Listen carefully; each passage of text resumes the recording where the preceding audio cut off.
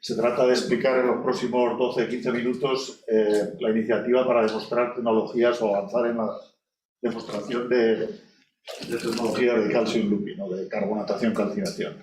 Y se está desarrollando por el grupo de captura del INCAR del CSIC en Oviedo. Bueno, yo creo que como es la primera presentación relacionada con captura, pues hay una única transparencia para explicar qué es esto. Yo creo que ya tenéis idea, o sea, la idea es de estos procesos abordar la separación del CO2 que se emite de la actividad industrial que sea o de la central térmica, ¿no? Separarlo como primer paso, hacer algo con él, evitar desde luego en cualquier caso su emisión directa a la atmósfera como ocurre ahora, y de toda la variedad de tecnologías de captura, pues nosotros llevamos ya unos años trabajando en el uso de óxido de calcio como material funcional, ¿no? Que se encarga de capturar el CO2 en una reacción de carbonatación, y el carbonato, el CO2 capturado como carbonato, pues te las tienes que arreglar para obligarle a entregarte una corriente todo lo pura que se pueda de CO2, ¿no? Para su posterior confinamiento o reuso. La ventaja que tienen estos sistemas es conocida desde hace muchas décadas, y es que aunque este proceso es muy endotérmico, ¿no? La calcinación es evidentemente demanda muchísima energía. Bueno, pues esa energía en este proceso sale por algún sitio también a muy alta temperatura y por supuesto te las tienes que arreglar para hacer algo útil con esa energía, ¿no? Y si no se te ocurre nada, pues hacer electricidad, ¿no? Bueno, los principios de esta tecnología os sorprendería, pero bueno, se remontan hasta el siglo XIX. Hay ya más de 25 años, han pasado ya más de 25 años desde los primeros procesos diseñados para captura de CO2 en sistemas industriales. Nosotros fuimos en parte pioneros en esta historia y bueno, de los más de 1000 artículos ya publicados, pues nos citan bastante, digamos así, y hay mucha tecnología, muchos gigantes tecnológicos, ¿no? En distintos sectores, pues moviéndose en el campo de la protección y del desarrollo de esto, ¿no? Pero claro, algo que cabe destacar aquí, como nos pasa a todos en otras iniciativas, pero quizá mucho más exagerado en el campo de la captura, es que aquí el éxito solo se mide si esto lo demuestras a escala comercial, y eso significa a escalas gigantescas. La captura de CO2 no tiene ningún sentido a las escalas de esta mesa, ¿no? Te tienes que ir a una gran cementera, a una gran central, a una gran acería, y por tanto ese es nada menos que ese es el desafío, ¿no? Entonces, bueno, el desafío evidentemente entonces, ¿no? Cuando leo esto no se queda corto, ¿no? O sea, tenemos ganas de ver que esto llegue alguna vez a escala comercial, ¿no? Por supuesto, esto es imposible hacerlo solos en el CSIC, ¿no? Y se trata de tratar de desarrollar aquellos procesos de los muchos que hay propuestos donde tenemos algo que decir o alguna propiedad industrial, para encontrar las sinergias con las empresas correspondientes que sean capaces de llevarlo esto a escala comercial. Esto se traslada en esta plataforma, en estas 3 objetivos particulares y 3 actuaciones que voy a ir repasando una a una. La primera es la de adaptar, como ya os he dicho, llevamos bastantes años trabajando en esta historia, sobre todo para captura de CO2 de centrales de carbón, pero ya sabéis que el carbón es una palabra prohibida como que ya, ¿no? Entonces, el primer objetivo es tratar de adaptar una planta piloto que construimos ya hace más de 10 años, ¿no? Gracias al apoyo en aquellos tiempos de Endesa y de UNOSA, una planta piloto de casi 2 megavatios de potencia para demostrar el concepto que os he contado, ¿no? de calcium looping.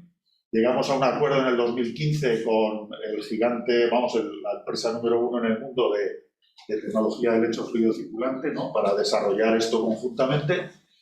Y bueno, todo iba muy bien, no me da tiempo a contaros nada de lo que es el piloto. Se acumularon 5.000 horas de operación, muchos proyectos europeos relacionados con esto de descarbonizar centrales de carbón. Y de repente, cuando yo ya creía que esto iba de verdad y en serio, pues el sector eléctrico europeo abandonó esto de la captura de CO2. O sea, hace 6 o 7 años, vamos, es que salieron todos corriendo, ¿no? ¿Por qué? Pues porque una buena noticia, porque en torno a esa época descubrieron, entre comillas, que su mercado futuro para su su herramienta futura para darnos electricidad y van a ser solo las renovables. Es decir, no hace falta, al menos en Europa, centrales de carbón ni siquiera con captura para hacer electricidad, porque la electricidad va a venir de otro sitio, ¿no? Bueno, eso nos dejó un poco huérfanos desde, pues como digo ahí, desde el 2018 fue el último proyecto donde se hicieron ensayos en la planta, y el desafío para el que nos viene muy bien esta iniciativa, y que no es nada nuevo porque son las prioridades marcadas ahora por la Unión Europea en este campo, ¿no? Pues es adaptar estas tecnologías a sectores industriales, como ha dicho José antes, adictos al carbono, no tan fáciles de electrificar, digamos, o en algunos casos imposibles de electrificar, ¿no? Bueno, entonces en eso estamos. La verdad es que no me da tiempo, como esto queda luego escrito, ¿no? A lo que hemos hecho un poco en el 2021 aquí, pero básicamente ha sido pues plantearnos qué hay que hacer con esa planta piloto para adaptarla a esos sectores, ¿no? Estamos ya en marcha, incluso con alguna idea. Una palabra clave en esto de captura de CO2 es que ya no es suficiente el 80-90% de captura clásico. Para que estas cosas tengan éxito hay que aspirar al 0 es 0, ¿no? 99% de captura o más, ¿no? Y eso es un desafío muy grande para cualquier tecnología, incluida esta, ¿no? Por razones que tampoco me da mucho tiempo a explicar, ¿no?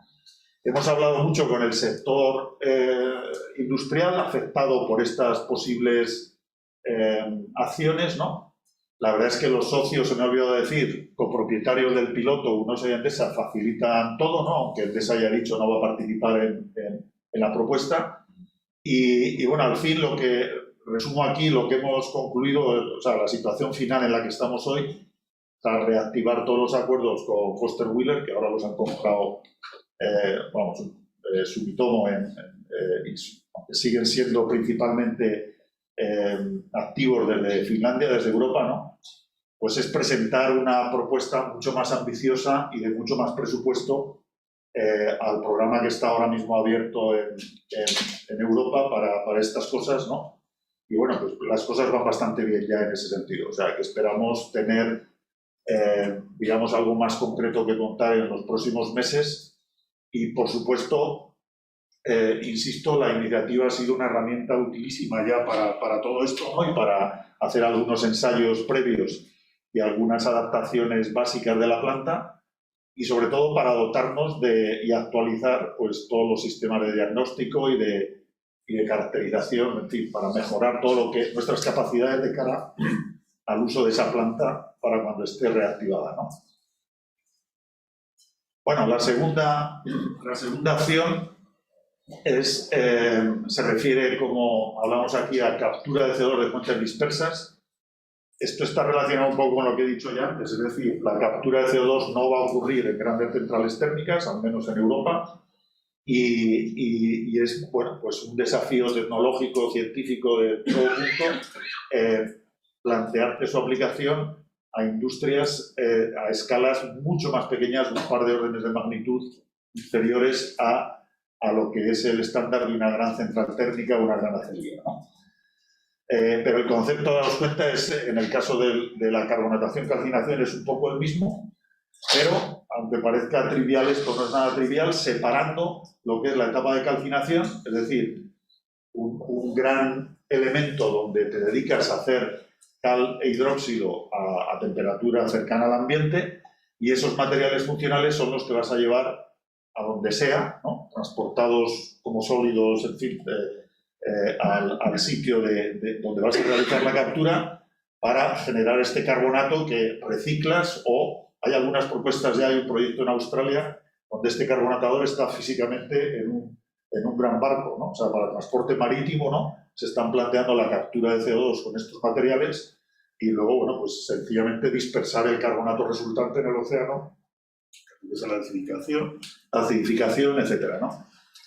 Bueno, esto es muy, muy básico, pero de nuevo, en cuanto rascas y entras en el detalle, pues entramos de nuevo en oportunidades tecnológicas, ¿no? Donde ya tenemos hay una patente para nosotros muy importante con la multinacional Carmeus, que es quizá la primera o la segunda multinacional del mundo haciendo cal, ¿no? Ojo que se producen 400 millones de toneladas al año de cal, ¿no? Y en este planeta no existe la cal, solo existe el carbonato. Luego, ese es un ejemplo donde aunque les des la energía renovable gratis total y libre de carbono total, ¿no? Vas a estar siempre emitiendo cientos de millones de toneladas de CO2, ¿no? Y el cemento, como mencionaba antes José, le pasa algo parecido, ¿no?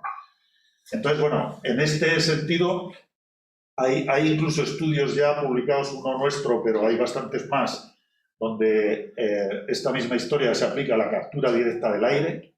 Esto es algo que el lobby del cemento y de la cal andan detrás mucho tiempo, ¿no? Porque al final resulta que, aunque hayas generado mucho CO2 en la etapa de generación de estos materiales, en escalas de tiempo de decenas, cientos de años, ¿no?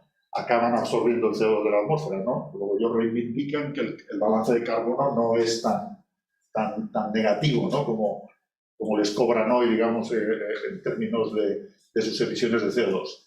Por supuesto, si generas CO2 puro y lo introduces al subsuelo o haces un combustible sintético, la reducción de emisiones es evidente, ¿no? Y este es un poco el marco en el que lo que queremos hacer es, pues un poco en línea con lo que estáis explicando en otras iniciativas, en este caso por ahora empezando a hacer los deberes a una escala menor, ¿no? O sea, con pilotos en el instituto, ¿no? TRL4, TRL5, bueno, esto del 4 o 5 es un poco debatible siempre, ¿no? La idea es, y en eso estamos, aunque ha empezado la iniciativa tarde, pues eso, reforzar nuestras capacidades de demostración de estas tecnologías en este caso de oxicalcinación, el lecho fluido circulante, una nueva tecnología para, como os decía, capturar CO2 de forma compacta y de forma con mínima integración con el entorno, porque va a estar separado de lo que es el sistema de calcinación y, por tanto, bueno, no me enrollo aquí, pero es otro tipo de reactor y de tecnología que intentamos proteger. Este es otro esquema de ello. Un esquema previo de lo que es la planta que queremos tener o que queremos construir el próximo año en el instituto, ¿no? Y por último, una última iniciativa que saltó en cuanto tuvimos noticias, y se me ha olvidado agradecer a los gestores, por supuesto, de esta plataforma, incluido a Jesús, la oportunidad que nos dio para reforzar estas acciones en su momento, ¿no? Entonces, esta última iniciativa coincidió con el arranque de un proyecto europeo, ¿no? en el que nosotros íbamos a construir ya un piloto, claro, mucho menos ambicioso que el que vamos a hacer gracias a la iniciativa, a la PTI Plus, ¿no? Donde lo que íbamos a demostrar era para gases de acería, para gases de horno alto. El BFG es el gas de horno alto que está cargado de monóxido de carbono y de CO2, simplificando así al máximo, ¿no? Entonces, lo que hacemos con óxido de calcio es, por un lado, capturar todo el CO2 directamente como carbonato, el CO2 que se genera en la reacción de desplazamiento de agua, ¿no? Con el CO con vapor de agua para dar CO2 hidrógeno también se captura y, por tanto, generas una corriente rica en hidrógeno y nitrógeno que es utilizable sin ir más allá, ¿no? En la propia acería, porque son grandes consumidores de gases para recalentar, para usos internos. Se genera además nitrógeno muy caliente, que de nuevo la energía es utilizable dentro de la acería, y una corriente de alta pureza de CO2. Bueno, esto, como decía, estaba medio en marcha o iniciándose el proyecto para hacer esta planta piloto a presión atmosférica, trabajando a presión atmosférica, o sea, relativamente fácil de hacer en una acería que tiene ArcelorMittal en Asturias, ¿no? Que algunos conocéis muy bien. Y entonces lo que nos lanzamos a hacer con esta iniciativa fue rediseñar el piloto para aspirar a un TRL todavía más alto, de 6 a 7, a eficacias de captura superando el 95%, y todo eso exigía, pues, todo el piloto rediseñarlo para hacerlo a presión, a alta presión hasta 10 atmósferas, ¿no? Entonces, bueno, los socios del proyecto, pues encantados, ¿no? Porque si llega el CSIC y quiere hacer más de lo comprometido, pues, no, pues todo el mundo contento. Y la verdad es que, bueno, se adaptaron o sea, esto, como siempre, no se puede hacer solos, ¿no? Insisto en esto, ¿no? Si entráis en el C4U veréis que hay un consorcio industrial potente y socios que saben mucho más que yo y que nosotros de la parte mecánica de estos pilotos, ¿no? Y bueno, pues la parte positiva es que, vale, nos hemos podido coordinar todos, el objetivo común es positivo, ¿no? La comisión pues informada y también contenta, ¿no? Con esta potenciación del piloto, ¿no? Pero, y aquí, y bueno, y ese es un poco el esquema del piloto actual, ¿no? Aunque faltan detalles de instrumentación, etcétera, que rematar y algunas acciones que completar. Pero, y esta es mi última transparencia en rojo, ¿no? Para resaltar. La verdad es que este proyecto, quizá por ser el más adelantado, la acción más adelantada, me permite traeros aquí a todos y compartir con vosotros un pequeño susto que nos hemos dado con esta historia, ¿no? Es decir, un proyecto como donde, y veo en algunas de vuestras iniciativas que ocurre lo mismo, donde hay muchas piezas que encajar y donde se tienen que cumplir plazos, ¿no? Porque es que si no, no es que te hagas daño a ti mismo, sino que le estás haciendo un daño a veces enorme a gente que no tiene nada que ver contigo, que sencillamente está esperando ahí a cumplir su parte cuando tú termines la tuya y no pueden cumplir, ¿no? Entonces, los retrasos que hemos sufrido, que por ahora son solo 3 meses, pero que a algunos dan miedo, ¿no? Porque claro, son temas formales aparentemente fáciles de resolver, pero que cuando, ¿qué os voy a contar a los que tenéis más experiencia con esto, ¿no? Cuando te enfrentas a la ley de contrataciones del Estado, ojito a las formas, ojito a los detalles, porque el diablo está ahí y la verdad es que yo todavía no tengo claro, todavía me quita el sueño lo que puede acabar ocurriendo con este proyecto debido a este tema, ¿no? Y estoy empezando a sospechar, que eso es algo que le transmito a los coordinadores y a los jefes, ¿no? Que claro, que es que ojo, porque igual con las reglas que no ponemos nosotros, ¿no? Que las reglas no las ponen, igual resulta que no estamos preparados para abordar este tipo de pilotos. El que os he contado al principio, tuvimos el lujo en el CSIC de no participar, eran las empresas las que se encargaron del TRL7. Aquí nos hemos metido nosotros de lleno en esa película y de verdad que me empiezan a quemar los dedos, ¿no? Por haberla. Pero bueno, esa es la última transparencia y lo dejo aquí.